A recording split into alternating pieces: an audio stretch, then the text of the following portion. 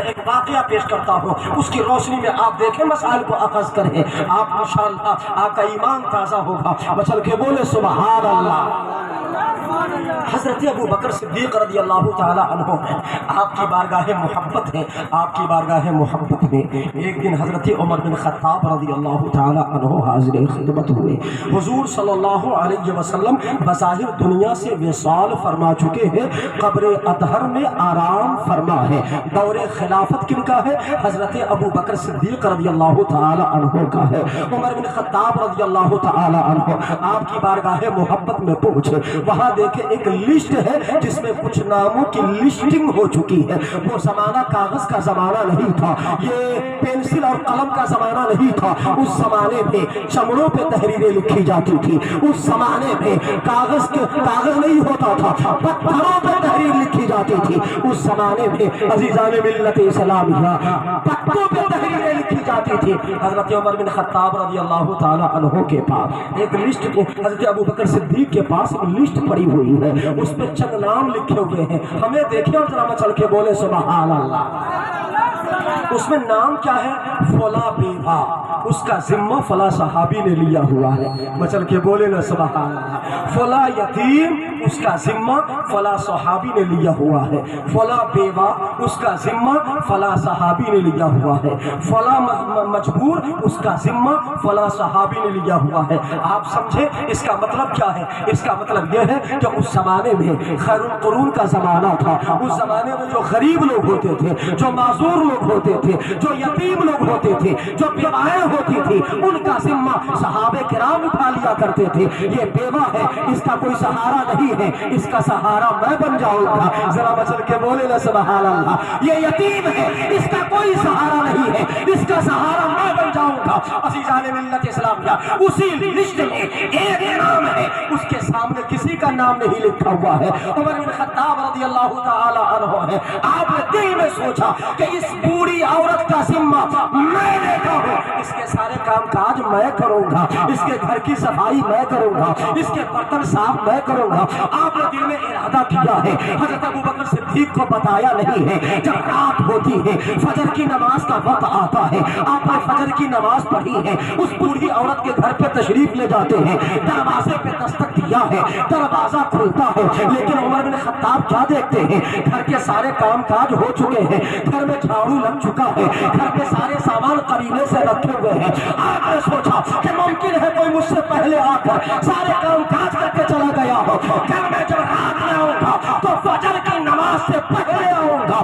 آنے والی شب کو فجر کی نماز سے پہلے عمر بن خطاب رضی اللہ تعالی عنہ ہے، اس بوڑھی عورت کے مکان پہ تشریف لاتے ہیں، دروازے پہ دستک دیا ہے، دروازے کو کھود کیا ہے، دروازہ کھلتا ہے۔ جب آپ اندر گئے دیکھا پھر جھاڑو بہارو لگ چکے ہیں، سارے سامان قریبے سے رکھے ہوئے ہیں، سارے برتن صاف ہیں۔ آپ نے بوڑھی ماں سے کہا تھا، او بوڑھی عورت یہ بتا کہ کون ہے تو مجھ سے پہلے تیرے گھر میں آتا ہے، سارے کام کاج کر کے چلا جاتا ہے، سارے کام کام کر کے چلا جاتا ہے۔ بوڑھی عورت نے کہا تھا کہ میں تو عورت ہوں، میں پردے میں رہتی ہوں، مجھے نہیں پتا آنے والا کون آتا ہے، کام کاج کر کے چلا جاتا ہے۔ وہ آتا ہے، دروازے پہ دستک دیتا ہے، میں دروازہ کھولتی ہوں، میں پردے کو اوڑھنے چلی جاتی ہوں۔ میں اپنے ماں بہنوں سے بھی کہنا چاہوں گا کہ وہ کیسا زمانہ تھا کہ جس زمانے میں ایک بوڑھی عورت کے پردے کا حال یہ ہے کہ وہ بوڑھی عورت جلانے والا آتا ہے، پردے میں دروازہ کھولتی ہے، دروازے کے اوٹ میں چلی جاتی ہے۔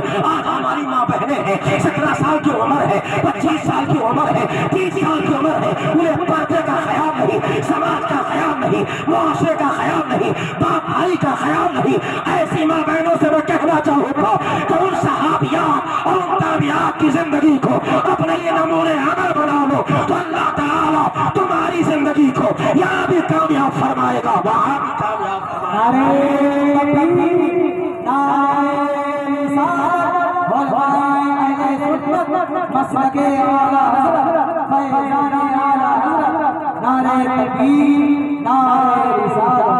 عزیزان ملت اسلامیہ۔ عمر بن خطاب نے پوچھا، اے بوڑھی ماں یہ تو بتا کون ہے جو مجھ سے پہلے آتا ہے؟ تو اپنی آواز سمجھ میں آ رہی ہے، اس کو پلن کر دیجیے، پلن کر دیجیے۔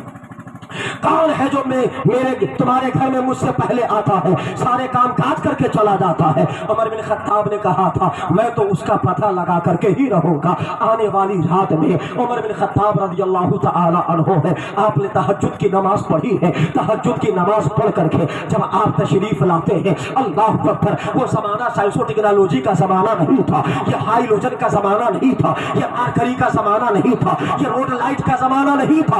आज चांद की रोशनी पे लोग गुजारा करते थे, सितारों की रोशनी में लोग जिंदगी बसर करते थे। सरे रात उमर बिन खत्ताब आकर के बैठ गए। अल्लाह अकबर, अंधेरी रात है, देखा एक इंसान आ रहा है। अल्लाह अकबर, उमर बिन खत्ताब कहते हैं आपको मैं जरूर पता लगा करके रहूंगा कि आने वाला कौन आ रहा है। जब आने वाला आ रहा है, जैसे करीब आ रहा है, अल्लाह अकबर, आने वाली जात का आलम यह है कि आने वाली जात के जिस्म पर यह सदरी नहीं थी, यह जुब्बा नहीं था, बल्कि बदन पे डांट का कंबल पड़ा हुआ है जिसमें बटन नहीं बल्कि कांटे लगे हुए हैं। लेकिन तकद्दुस का आलम यह है कि अगर वो अपने दामन को निचोड़ दे तो फरिश्ते वजू के लिए जमीन पे हाथ होते रहे। चल के बोलो ना सुबहान अल्लाह। जब आने वाली साथ जब करीब आई है, उमर बिन खत्ताब रज़ी अल्लाह तआला अन्हु की एक भड़कदार आवाज आती है, मन था वो आने वाले इंसान बता तू कौन है, लेकिन एक आवाज आती है जिसमें मतानत है, जिसमें संजीदगी है, जिसमें वक़ार है। आप फरमाते हैं अला अबू बकर सिद्दीक, जरा मचल के बोलो ना सुबहान अल्लाह। उस बूढ़ी औरत के घर के सारे काम काज करके तैयार नहीं जाता था, अबू बकर सिद्दीक के साथ होती थी। आप मुझे बताओ ना, मुस्तफा के पहले खलीफा है, दौरे खिलाफत है, सरकारी कामकाज भी देखना है, सारे उमूर भी देखना है, उन्हीं औकात में से निकाल कर एक बूढ़ी औरत के लिए भी अपना वक्त निकाला हुआ है। बूढ़ी औरत के घर का सारा कामकाज करते हैं। उमर बिन खत्ताब ने कहा था सरकार ये मदीना की गली है, इसमें कांटे भी है, इसमें पत्थर भी है, इसमें कंकर भी है, कम से कम जूती तो पहन लिया होता सरकार। अल्लाह अकबर, इतना सुनना था। अबू बकर सिद्दीक कहते हैं उमर ये मदीने की सरजमी है, मदीने की गलियां हैं, मदीने के दरबार है, यहाँ बच्चे सो रहे हैं, रात का टाइम है, औरतें सो रही हैं, बूढ़े सो रहे हैं। मैं जूता पहन कर के इसलिए नहीं आता कि कहीं मेरे जूते की आवाज से कहीं उनके नींद में खलल ना जाए। अजीज़ान मिल्लत इस्लाम था, एक उनका अमल था, एक हमारा अमल है। हम शादी के मौके से 16-16 हाथ 16-16 डीजे हम अपने घरों पे लगा लेते हैं, फिर हमें एहसास तक नहीं होता है कि कौन खा रहा है, कौन पी रहा है, कौन सो रहा है, कौन जग रहा है। ज़ोहर की अज़ा होती रहती है, हमारा माइक बजता रहता है, असर की अज़ा हो रही होती है, हमारा माइक बज रहा होता है। अज़ीज़ान मिल्लत इस्लाम, रात का टाइम होता है, घरों में लोग सो रहे होते हैं, हमारा माइक बज रहा होता है। अबू बकर ने तो जूता नहीं पहना था कि मेरे जूते की आवाज से कहीं उनकी नींद न टूट जाए। फिर हमारा अमल क्या है? मुस्तफा ने फरमाया था कि अपने शर्र और फसाद से समाज को बचा लो, अल्लाह राजी होगा। फिर रब ताला तुम्हें जन्नत भी देखा, जन्नत भी अपना दीदार।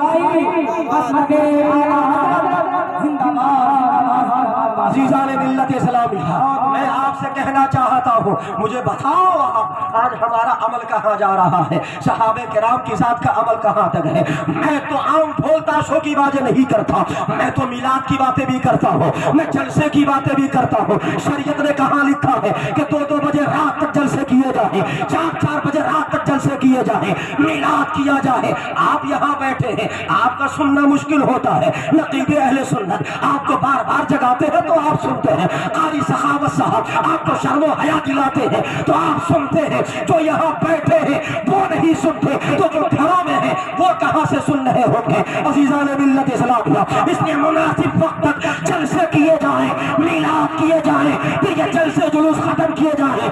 लोग रातों को सोए भी, जब फजर की अज़ान हो तो मस्जिद में पहुंचकर वो रब की बारगाह में सजदा करके ये बताएं कि हमने रात में ज़िक्र मुस्तफा किया है। अभी